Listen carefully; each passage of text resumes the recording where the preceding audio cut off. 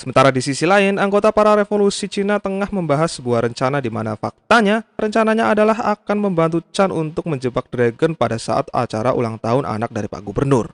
Mereka dijanjikan oleh Chan sebuah senjata dalam jumlah banyak jika berhasil menyelesaikan misi ini. Merasa membutuhkan amunisi demi tegaknya revolusi, mereka semua pun setuju tanpa tahu betapa busuknya watak dari seorang Chan. Lalu di kehidupan lain, kita akan diperlihatkan rombongan dari kekaisaran atau pemerintahan Cina yang sedang memburu para anggota revolusi Cina, di mana terlihat ada salah satu anggota revolusi yang berkhianat dan memberitahu keberadaan mereka semua. Singkat cerita, acara ulang tahun pun dimulai, di mana para tamu undangan bersukacita dalam merayakan ulang tahun tersebut. Nona yang memiliki paras cantik membuat Pak Gubernur tergerak hatinya untuk berkenalan. Sampai pada acara dansa berlangsung, tibalah anggota revolusi yang bernama Ying mulai melakukan aksinya. Sesuai instruksi dan arahan dari Chan, ia akan mencuri kalung milik Regina yang akan diberikan oleh ayahnya.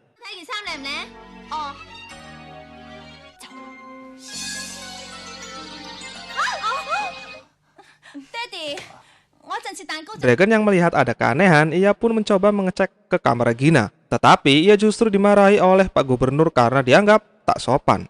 Ia pun keluar dari kamar Regina dan menunggunya di luar sembari mencari tahu rasa penasarannya. Dan benar adanya, ia melihat Ying keluar dari kamar tersebut. Tanpa pikir panjang, ia pun mengejarnya.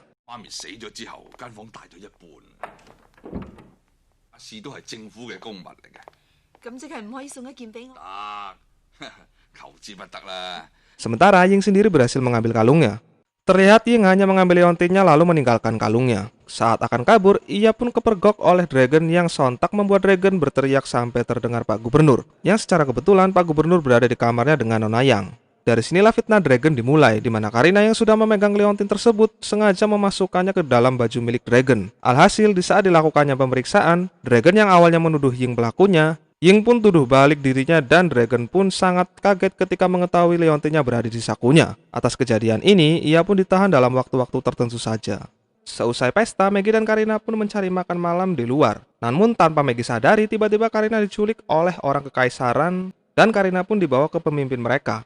Lalu pemimpin mereka mengutus anak buahnya untuk mencari yang lain melalui alamat yang dipegang oleh Karina. Keesokan harinya terlihat Dragon dan Ho yang akan menuju ke rumah Maggie. Namun di dalam perjalanannya mereka dihadang oleh Chan yang meminta Dragon untuk diborgol kembali karena statusnya yang masih seorang tahanan. Setelah itu terlihat kembali di mana Chan melakukan skenario busuk dengan menyuap seorang sipir penjara untuk membunuh Dragon. Lalu kita kembali ke Karina dan orang kekaisaran yang sudah berada di rumah Karina untuk mencari keberadaan teman-teman Karina. Lalu tak lama berselang, muncullah Maggie dan Ying yang tengah kembali pulang. Lalu setelah itu datanglah Dragon dan Ho. Ying pun bersembunyi agar tidak ketahuan bahwa Maggie adalah bagian darinya. Begitu pula orang kekaisaran yang bersembunyi terlebih dahulu karena mereka tahu ada polisi yang datang.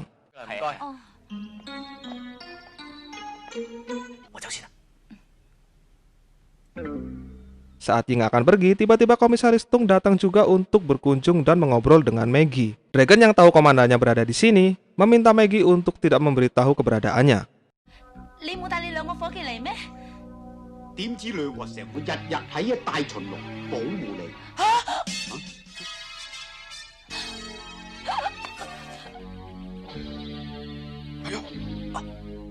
Setelah berusaha memperbaiki air keran yang rusak dan bajunya basah, Maggie pun berniat menjemur baju miliknya. Namun saat hendak mencari hanger, ia pun bertemu dengan Dragon dan Ho yang langsung meminta kunci untuk membuka borgolnya.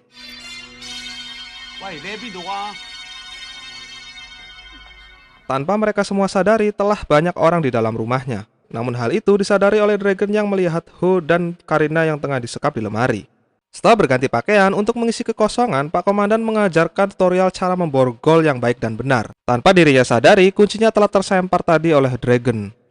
Lalu tak lama berselang, Maggie kedatangan tamu kembali yaitu Chan yang pada akhirnya membuat Komandan ikut-ikutan bersembunyi. Pada momen inilah akhirnya Komandan mengetahui keberadaan Dragon di sini. Dragon pun memberi isyarat bahwa ada masalah di rumah ini. Dan singkatnya, ketika Chan pergi, Komandan dan Maggie memulai percakapan sandiwara agar tidak dicurigai oleh orang kekaisaran. Sementara Dragon bersiap akan menyerangnya.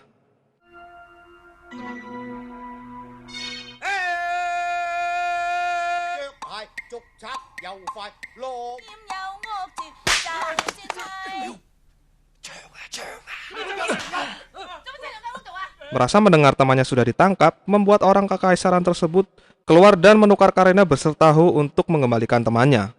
Namun faktanya orang tersebut bukanlah temannya, melainkan si Dragon. Alhasil, mereka pun ditangkap. Saat mereka keluar, Chan pun memberhentikan mereka semua dan meminta izin pada komandan untuk membawa Dragon ke sel. Tetapi di tengah jalan mereka dihadang oleh bajak laut dan membuat mereka dikejar-kejar oleh para bajak laut tersebut.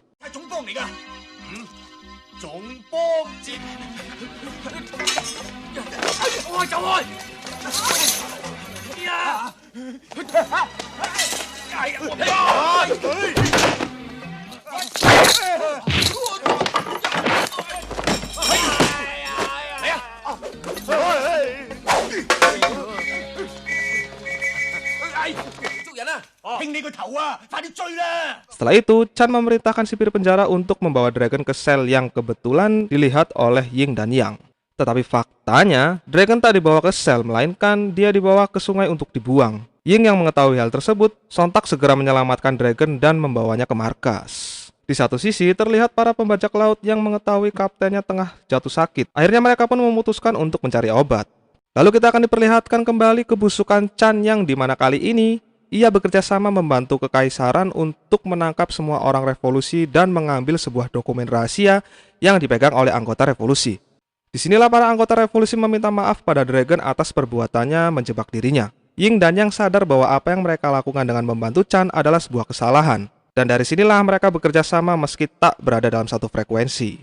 Para pembajak pun mulai menuju ke apotik untuk membeli obat. Tetapi mereka tak memiliki uang dan Dragon yang kebetulan masih berada di situ secara sukarela membantu mereka membelikan obat, dan dari sinilah mereka sadar bahwa balas dendam bukanlah jalan terbaik untuk menyelesaikan masalah. Di saat Dragon akan pulang, ia melihat para orang kekaisaran dan Chan tengah mengetahui lokasi para anggota revolusi berada. Dengan cepat ia mengevakuasi semua anggota revolusi dan aksi pertarungan dan kejar-kejaran pun dimulai.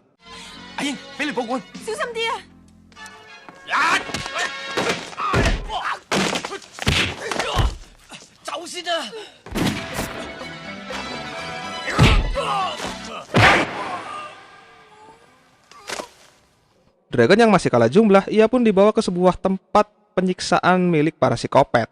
Lewat beberapa kesempatan, akhirnya ia berhasil lolos, dan kita akan lanjut ke pertarungannya.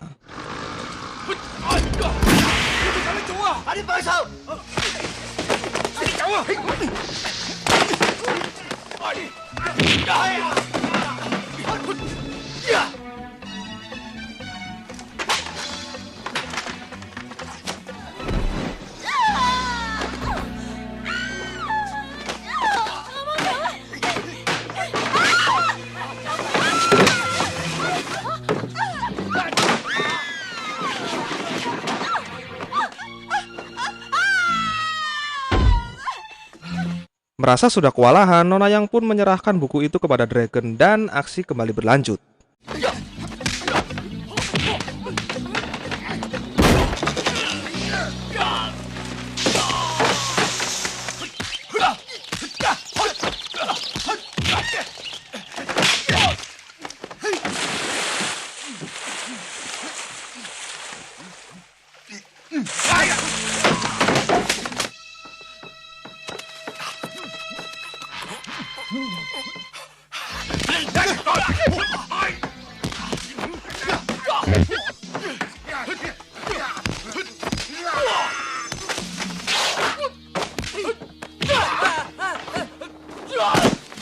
Dan singkatnya, saat ia mulai terpojok, geng bajak laut pun datang dan menyelamatkan Dragon, yang diiringi dengan penangkapan Chan karena ulahnya sudah ketahuan oleh para polisi.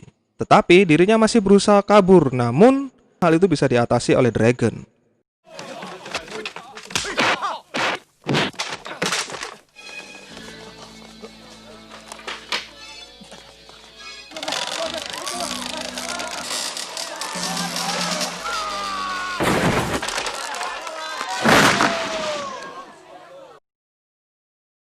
Di scene akhir, Chan beserta anak buahnya ditangkap, lalu orang kekaisaran pun juga ikut diangkut dan film pun selesai. Oke, di antara semua film Jackie Chan yang udah gua garap, kayaknya sih yang ini deh yang paling keren karena di dalamnya ada sedikit sejarah Cina yang dimasukkan di film ini gitu. Oh ya, bagi yang bertanya tentang filmnya untuk nonton tuh di mana, gua kasih tahu lagi ke kalian. Jadi kalau mau nonton film seputar Jackie Chan atau film-film yang lain, tinggal kalian klik aja di Google, pasti keluar kok. Kalian klik aja judulnya, cari yang translate Indonesia, pasti keluar. Oke guys, seperti biasa kalau kalian suka dengan video ini silahkan di like, share, dan subscribe. Dan gua pamit undur diri, sampai ketemu lagi di next film Jackie Chan-nya. Thanks for watching, see you the next video, peace always, and see you again man.